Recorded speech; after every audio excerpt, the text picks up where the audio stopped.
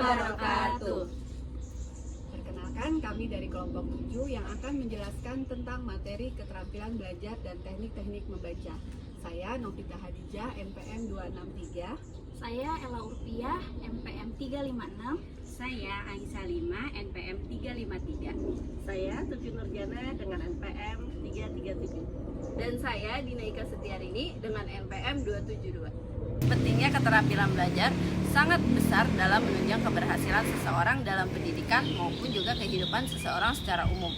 Atau bisa dibilang fondasi penting dalam meraih kesuksesan seperti akademik, pengembangan diri, dan juga kesiapan menghadapi tantangan hidup. Semakin teratur keterampilan ini dilatih, semakin besar juga nih manfaat atau jangka panjang yang dapat dirasakan. Contohnya seperti membuat rangkuman, mengatur waktu, membuat jadwal, atau membaca aktif.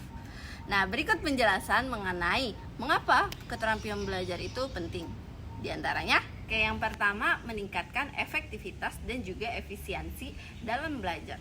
Nah, dengan meningkatkan keterampilan belajar yang baik seperti mencatat, membaca kritis, atau mengatur waktu. Yang kedua, ada mendorong kemandirian. Orang yang memiliki keterampilan belajar tidak bergantung sepenuhnya pada guru ataupun juga pada dosen. Nah, mereka mampu belajar mandiri, mencari informasi, dan juga memecahkan masalah secara aktif. Oke, yang ketiga ada meningkatkan prestasi akademik. Keterampilan seperti mengelola waktu, menghafal, memahami konsep, dan juga mengatasi stres dalam ujian secara langsung. Baik, di sini saya akan menjelaskan tentang jenis-jenis keterampilan dalam belajar.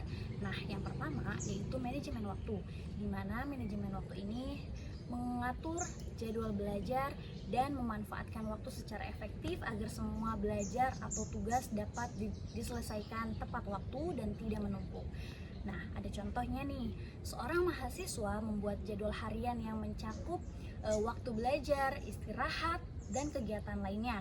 Misalnya metode Eisenhower Metric untuk menyelesaikan tugas yang penting dan mendesak terlebih dahulu, seperti menyelesaikan makalah sebelum deadline. Kemudian yang kedua yaitu teknik mencatat, di mana metode ini untuk menulis informasi penting dari pelajaran agar mudah dipahami dan diingat oleh penulis. Nah, contohnya nih menggunakan metode Cornelius, yaitu membagi kertas menjadi 3 bagian, yaitu untuk mencatat catatan utama, terus kata kunci, dan menyelesaikan ringkasan. Nah, misalnya saat kuliah siswa memutuskan atau mencatat poin-poin penting di bagian utama dan menulis perlengkapan atau kata kunci.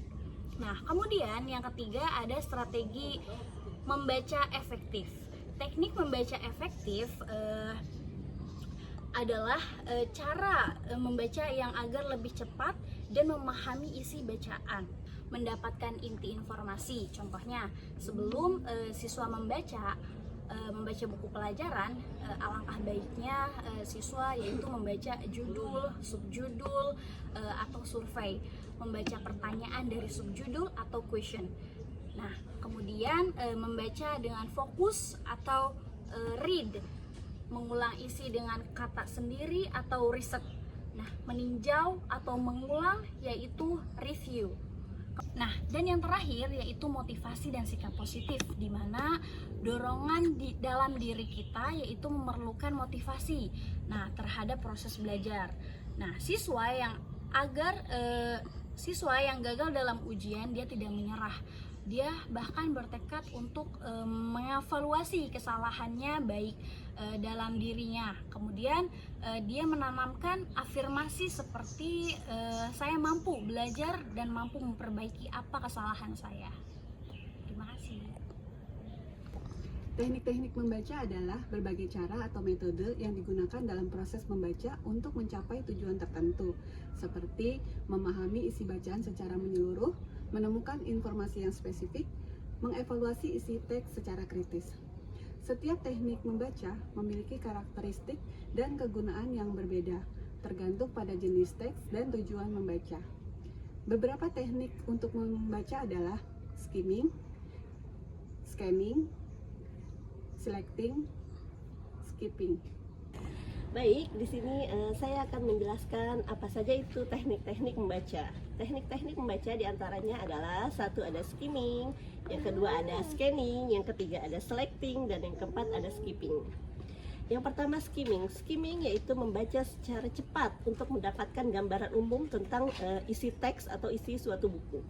Contohnya adalah jika kita membaca satu buah buku, kita bisa melihat buku itu dari daftar isinya. Jadi skimming itu adalah mengambil intisarinya saja agar kita mudah, agar kita paham untuk mengetahui isi buku tersebut.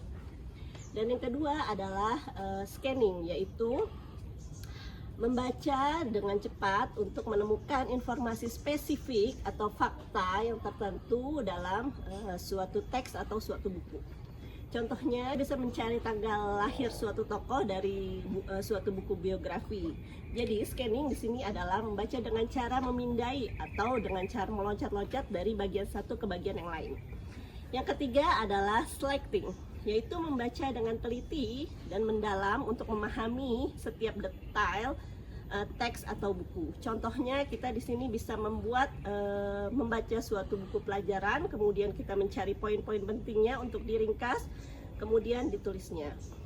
Dalam selecting ini kita itu membaca dengan memilih-milih sesuai dengan kebutuhan kita, yang apa saja yang kita butuhkan. Dan yang keempat adalah skipping.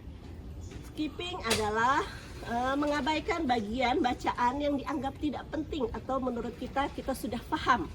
Misalnya di sini adalah kita membaca sebuah novel, sebuah buku, di mana dalam suatu novel itu ada dialog-dialog yang menurut kita tidak penting, maka kita bisa men-skip dialog-dialog tersebut. Jadi skipping adalah teknik yang dilakukan dengan cara melompati atau mengabaikan bagian-bagian yang menurut kita tidak penting. Di bagian ini saya akan menjelaskan tentang manfaat teknik-teknik membaca atau yang biasa disebut dengan TTM. Manfaat yang pertama yaitu membantu memahami bacaan lebih cepat. Yang kedua, menghemat waktu saat belajar. Yang ketiga, meningkatkan fokus saat membaca. Yang keempat, meningkatkan keterampilan berpikir kritis. Yang kelima, meningkatkan kemampuan mengingat informasi. Kemudian, yang terakhir juga bisa meningkatkan kepercayaan diri. Oke, jadi kesimpulan dengan menerapkan TTM ini kayak misalkan screening, scanning, selecting, dan skipping, kita akan menjadi pembaca yang lebih cepat, fokus, dan cerdas. Makanya mulai sekarang ayo kita mulai biasakan TTM dalam kegiatan belajar kita sehari-hari. Demikianlah penjelasan dari kelompok kami. Apabila ada kata-kata yang kurang berkenan, kami mohon maaf. Semoga bermanfaat buat kita semua. Wassalamualaikum warahmatullahi wabarakatuh.